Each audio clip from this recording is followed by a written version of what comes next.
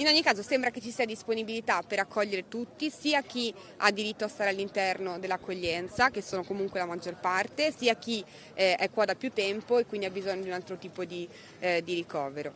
Alla fine nessuno sarà lasciato all'addiaccio. Dei 30 migranti sgomberati dal parcheggio sotterraneo della Piani, oltre la metà è stata condotta alla caserma Serena, i restanti a Santa Maria del Sile, accolti da Don Giovanni Kirchner.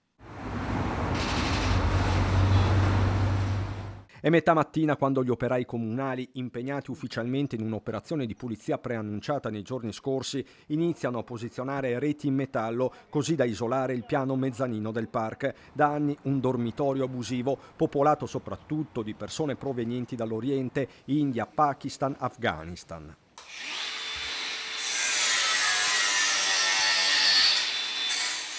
Siamo a poche decine di metri dall'ufficio immigrazione della questura. Qui tra garage umidi e degrado ci sono storie, disperazione e speranze. Io 8 mesi. 8 mesi? Sì. E adesso dove andrai? Adesso camp. Camp. Non c'è più visto altro, ma così anche adesso la strada, sì, ma non va bene.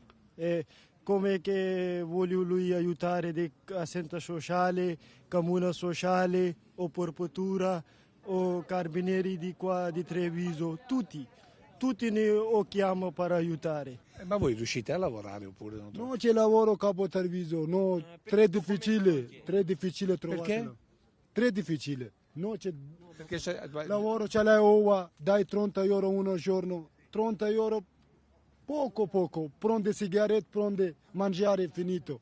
Lo sgombero avviene sotto lo sguardo delle forze dell'ordine. A supportare i migranti l'associazione Caminantes, con un sit-in che dalla Piani è arrivato nel cuore di Treviso davanti alla prefettura, nel mirino Casugana, che avrebbe avviato i lavori di pulizia senza predisporre, questa la denuncia, un piano B.